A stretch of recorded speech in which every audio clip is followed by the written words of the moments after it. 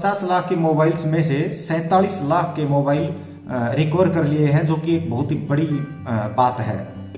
सभी दोस्तों का एनपी अपडेट्स में स्वागत है और ये रही आज की अलवर जिला क्षेत्र की महत्वपूर्ण खबरें। भिवाड़ी के घटाला गांव की वाल्मीकि बस्ती से 7 जनवरी को एक 13 साल का अमन नाम का लड़का लापता हो गया था। आज उसकी लाश एक निर्माणाधीन शॉपिंग मॉल के खंडर से मिली है। सूचना मिलने पर पुलिस वहां पर मौके पर पहुंची और उसी टाइम बच्चे का अफाइज पिता भी मौके पर पहुंच गया। बच्चे के अफाइज पिता ने मीडिया को बताया कि 7 तारीख को बच्चे के लापता होने के बाद ही उसने थाने में रिपोर्ट दर्ज करा दी थी, लेकिन जब भी वो थाने में बच्चे के बारे में पूछने जाता तो पुलिस वाले उसको डरा धमकाकर भगा देते थे। यहाँ तक कि एक बार तो एक पुलिस वाले ने उससे कहा कि तुम्हारा बेटा फिलहाल जेल में बंद है, जब छूटेगा तब बता देंगे। ये सब कहते हुए बच्चे का अफाइज बाप अपनी व्हील चेयर पे बैठकर रोने लग गया था। उसने कहा कि पुलिस ने थोड़ी सी भी कोशिश अगर मेरे बच्चे को ढूंढने की होती तो आज मेरा बच्चा शायद जिंदा होता। वहीं दूसरी तरफ पुलिस ने कहा है कि इस मामले को गंभीरता से लेकर जांच की जाएगी और अगर कोई लापरवाही हुई है तो उसके खिलाफ भी जांच होगी। वहां पर मौजूद दूसरे लोगों ने भी बताया कि बच्चे के लापता होने के बाद से इसका पिता इतनी कड़ी ठंड में अपनी व्हील चेयर के ऊपर संघर्ष करते हुए बच्चे को ढूंढता रहा, बार बार पुलिस थाने में जाता रहा, लेकिन पुलिस ने उसका सहयोग नहीं किया। आगे बढ़ने से पहले मैं सभी दोस्तों से रिक्वेस्ट करता हूं कि हमारे चैनल को सब्सक्राइब कीजिए। अगर फेसबुक पर ये वीडियो देख रहे हो तो पेज को फॉलो एंड लाइक कीजिए और वीडियो को शेयर करें, लाइक करें। आपके सहयोग की हमें बहुत जरूरत है। हरियाणा राजस्थान बॉर्डर शाजापुर पर जो किसान आंदोलन चल रहा है, वहां पर आजकल महिलाएं ट्रैक्टर चलाती हुई नजर आ रही हैं। आपको बताते कि आंदोलन कर रही पार्टी ने बताया है कि उन्होंने कहा है कि वो परेड में भाग लेंगे, 26 जनवरी की परेड में भाग लेंगे। हो सकता है कि ये महिलाएं शायद उसी परेड में हिस्सा लेने के लिए ट्रैक्टर चला रही हों। वहीं दूसरी तरफ आंदोलन क्षेत्र के करीब ही आंदोलन जहां हो रहा है उस जगह के थोड़ी सी दूरी पर खेतों में एक डेड बॉडी मिली, जिसकी पहचान अभी तक नहीं हो पाई है। सख्तपुरा गांव के पास के खेतों में ये डेड बॉडी मिली है। पुलिस को इसकी सूचना सख्तपुरा के सरपंच ने दी। उसके बाद पुलिस आकर उस डेड बॉडी को अपने कब्जे में ले लिया और पुलिस ने बताया है कि डेड बॉडी पर कोई चोट के निशान नहीं है, कोई खून के निशान नहीं है, या हो सकता है कि ये मौत या तो ज्यादा ठंड के कारण हुई है या फिर किसी नशे के कारण हुई है। अभी तक डेड बॉडी की पहचान नहीं हुई है। दिसंबर में भिवाड़ी के पोस इलाके के आसियाना आंगन प्लाजा में एक मोबाइल शोरूम के अंदर से 50 लाख रुपए की मोबाइलों की चोरी हुई थी। लगभग आईफोन और सैमसंग की हाई प्राइस मोबाइलों की चोरी को अंजाम दिया गया था। इस मामले को पुलिस ने बहुत गंभीरता से लिया था क्योंकि ये चोरी बहुत ही बड़ी थी। भिवाड़ी पुलिस अधीक्षक राममूर्ति जोशी ने आज एक प्रेस कॉन्फ्रेंस बुलाई और उसमें बताया कि इस चोरी की वारदात को सुलझा दिया गया है और 50 लाख के मोबाइल्स में से 47 लाख के मोबाइल रिकवर कर लिए हैं, जो कि एक बहुत ही बड़ी बात है।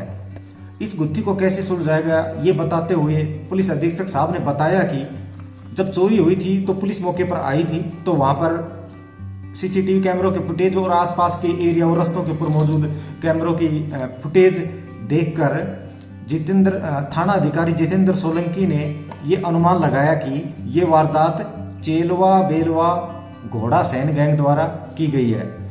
मैं आपको बता दूं, ये जो चेलवा बेलवा घोड़ा सहन गैंग है, इस गैंग का काम है महंगे मोबाइलों की चोरी करना और ये पूरे उत्तर भारत में चोरियां करती है। अब ये मोबाइल नेपाल और हिंदुस्तान के बॉर्डर पर घोड़ा सहन नामक शहर या एक कस्बे से बिलोंग करती है, इसलिए इसको घोड़ा सहन गैंग भी कहते हैं। तो ये गैंग वहां से बिलोंग करती है।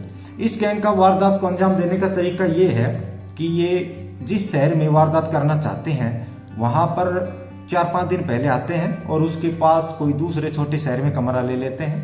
फिर 4-5 दिन तक नियमित रूप से ये लोग रेकी करते हैं कि सबसे महंगे मोबाइलों का सबसे बड़ा शोरूम कहाँ है। फिर पूरी प्लानिंग करने के बाद ये गैंग वाले लोग सुबह, खासकर सर्दियों के मौसम में सुबह के टाइम पर 3-4 बजे के आसपास चोरी की घटना को अंजाम देते हैं, क्योंकि ये वो टाइम होता है जहां पर पुलिस की गश्त बिल्कुल कम होती है तथा दूसरे तरह के लोगों का भी जाग रहना मुमकिन नहीं होता है। उसके बाद ये यहाँ से मोबाइल चुरा लेते हैं और फिर सीधे यहाँ से घोड़ा हसन रवाना हो जाते हैं और वहां जाने के बाद तो इनको पकड़ना और इनसे मोबाइल बरामद करना नामुमकिन है।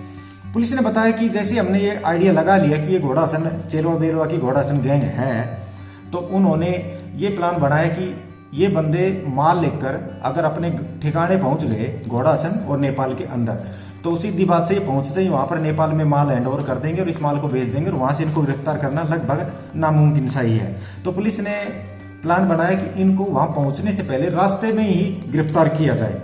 तो इस प्लान को बनाते हुए उन्होंने इस गैंग के यहाँ से नेपाल की तरफ जाने वाली गाड़ियों बसों को ट्रैक करके और इसके 3 सदस्यों को गिरफ्तार करने में सफलता प्राप्त की और इन तीनों के पास से 47 लाख रुपए का मोबाइल और ये दूसरी कुछ कीमती चीजें बरामद भी कर ली।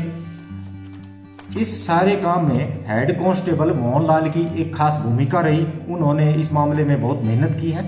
पुलिस ने 40 साल के दीपक कुमार सनोप पशुपतिनाथ, ये घोड़ासन का निवासी है, इसको गिरफ्तार किया है। दूसरा है 65 साल का मोहम्मद मुस्तफा दीवान सनोप मोहम्मद हसीम दीवान, ये है 65 साल का बंदा, इसको गिरफ्तार किया। ये भी वहीं से बिलोंग करता है, घोड़ासन से ही। इसके अलावा इसका अगला बंदा है महफूज आलम सनोप मोहम्मद अब्बास, इसकी उम्र 35 साल है, इसको गिरफ्तार किया है। इनकी उम्र देखकर आप आइडिया लगा सकते हैं कि ये बहुत ही प्रोफेशनल और ऑर्गेनाइज्ड गैंग है। पुलिस का कहना है कि ये देश की सबसे बड़ी मोबाइल चोर गैंग है और इन्होंने अब तक करोड़ों का माल ले जाकर नेपाल में बेचा है। प्रॉब्लम ये है कि यहाँ के जो कीमती मोबाइल वगैरह ये चोरी करते हैं, अगर उनको नेपाल में जाकर ऑन किया जाता है और ये ट्रैक, तो उस वहां पर जाने के बाद इनको ट्रैक नहीं किया जा सकता है क्योंकि वहां पर भारत की जुडिशियल एरिया नहीं है। तो अगर माल वहां तक पहुंच जाता है तो उसको कभी भी वापस नहीं लाया जा पाया। आज तक देश में एक बार भी इतना माल इस तरह से रिकवरी नहीं किया गया है इस गैंग से। और ये गैंग मोबाइल की चोरी करती है स्पेशल तौर पे, और आज देश की सबसे बड़ी मोबाइल गैंग चोर मानी जाती है। अलवर सदर थाना पुलिस ने आरके बिल्डर स्टेट कंपनी के खिलाफ और उसके सहयोगियों के खिलाफ और कंपनी के संचालक है राम के सनोफ बत्तूरा मीणा के खिलाफ धोखाधड़ी और गबन का केस दर्ज कर लिया है। आपको बता दें, इस कंपनी के संचालक और उसके सहयोगियों ने 150 लोगों से 1 करोड़ 15 लाख रुपए तो ले लिए, लेकिन बदले में उनको कोई प्लॉट या फ्लैट वगैरह नहीं दिया। इन्होंने 150 लोगों के साथ धोखाधड़ी की थी। लगातार लोगों की शिकायत मिल रही थी, तो पुलिस ने आज इसका संज्ञान लेते हुए मामले को दर्ज कर लिया है और अब इस फर्म के खिलाफ कार्रवाई करने की तैयारी कर ली है।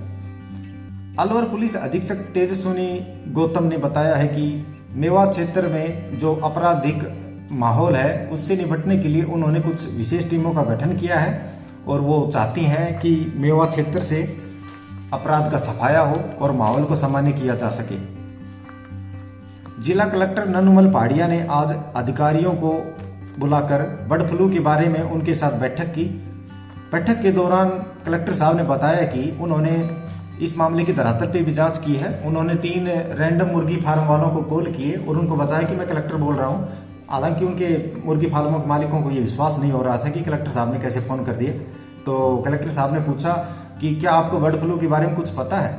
तो लगभग तीनों ही मुर्गी फार्म के मालिक बर्ड फ्लू के बारे में पूरी तरह से जागरूक थे और बताया कि उनके पास कुछ अधिकारी आकर इस मामले में असावधानी बरतने का निर्देश भी देकर गए हैं। तो कलेक्टर साहब ने कहा कि मैं अधिकारियों के काम से हालांकि खुश हूं, फिर भी मैं चाहता हूं कि इस मामले में, हालांकि अब तक अलवर क्षेत्र में कोई बर्ड फ्लू का बड़ा मामला नहीं पाया गया है, लेकिन फिर भी कलेक्टर साहब ने कहा कि मैं चाहता हूं कि सभी अधिकारी पूरी तरह से सचेत और सावधान रहे और बर्ड फ्लू के प्रकोप से निपटने के लिए तैयार रहे। इसके अलावा जिला कलेक्टर ननुमल पहाड़िया ने कहा है कि वो कानून व्यवस्था संभालने वाले इदारे पुलिस से भी कन्फर्म राब्ते में है और उनको कहा है कि जिले भर में कच्ची शराब के जितने भी सोर्स हैं या कच्ची शराब जहां पे निकाली और बेची जाती है उनके खिलाफ अभियान चलाएं और जिले को कच्ची शराब से मुक्त करें। तो ये थी आज की कुछ महत्वपूर्ण न्यूज अपडेट्स। मिलते हैं कल की वीडियो में, तब तक अपना ख्याल रखिएगा।